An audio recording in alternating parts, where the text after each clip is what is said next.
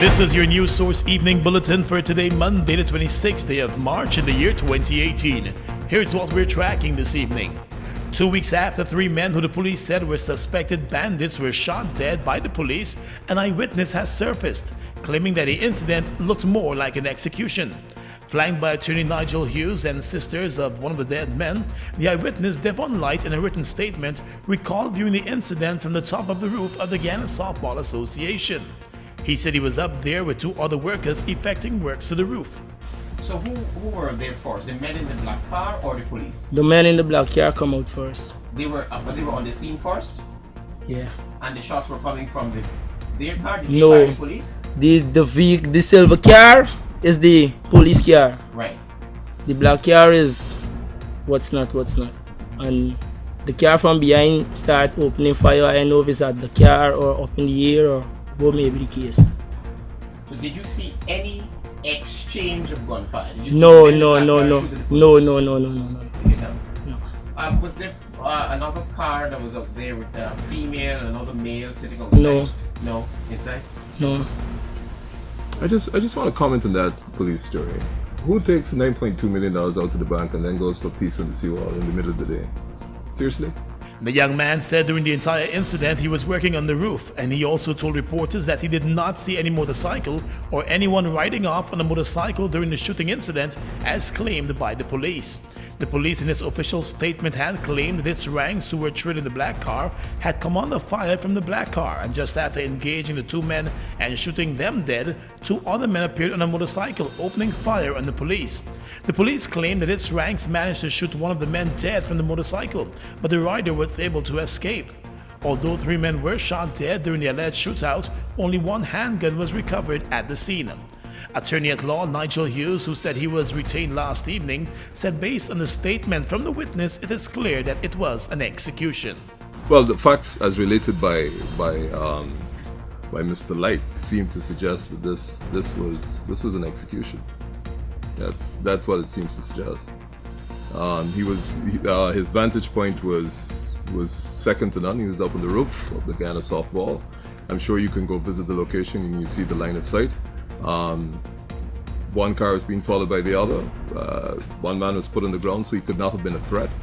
And at the time the gunfire erupted, the 1 man was clearly on the ground. He didn't know where the other 2 were, but he ended up with 3 dead men. What I can say is last night I spoke to the relatives of the gentleman who was from Buxton, and he had 10 bullets in his body.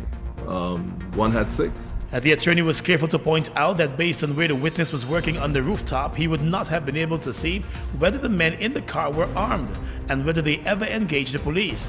However, he said what is clear is the man's statement that the person who came out of the driver's side of the black car was gunned down by the police who had already beaten him. Hughes said he will see the full post-mortem report. Also puzzling, he said, is the police force's statement that the men were tracing a bank customer who had reportedly withdrawn millions of dollars from the bank and went to the seawalls. He said that simply does not make any sense. The Ghana police force has said that the shooting was justified. Turning our attention now to the health sector, millions of dollars in expired drugs and medical supplies dating back to 2016 are still being stored at the West Demerara Regional Hospital. In bond space, it has been described as congested and disorganized.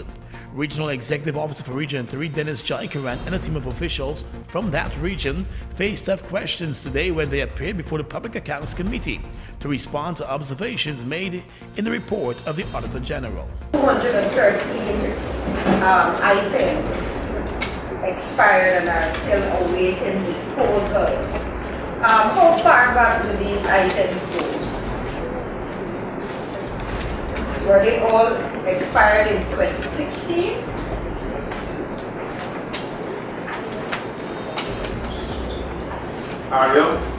Again, Mr. Chairman, these drugs will go for prior year and prior to 2016 also.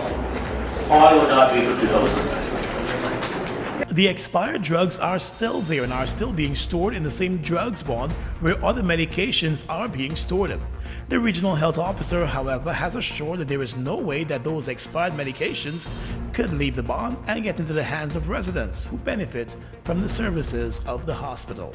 A stern warning against mistreatment of elderly persons came early this morning as a new $18 million outpatient clinic and infirmary were declared open at the PAM's geriatric home on Bulletin here in Georgetown. Minister of Social Protection Amna Ali participated in the ceremonial opening of the facility, which will cater to the more than 190 residents of the home.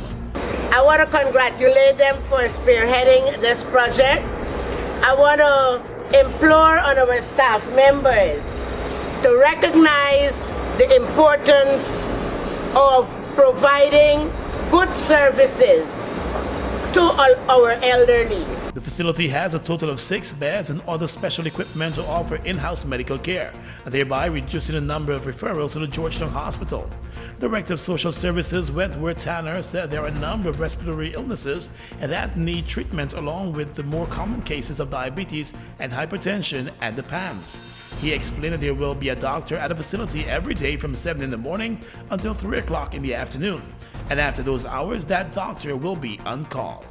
And finally this evening we turn to the courts. Following the discovery of a forged check that was provided to a furniture store over 2 months ago, a father of 8 was arrested and charged following an investigation.